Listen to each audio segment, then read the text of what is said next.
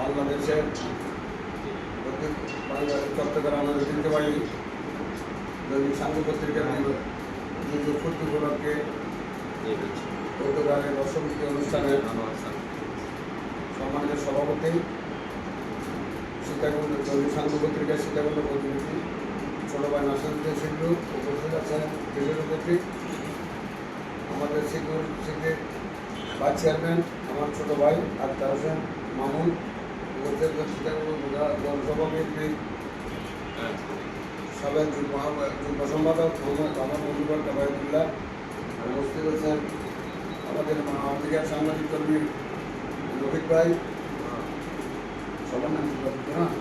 উপস্থিত আছেন আমাদের বিএনপি নেতা রাম সাহেব সহ উপস্থিত বলছি ছোট ভাই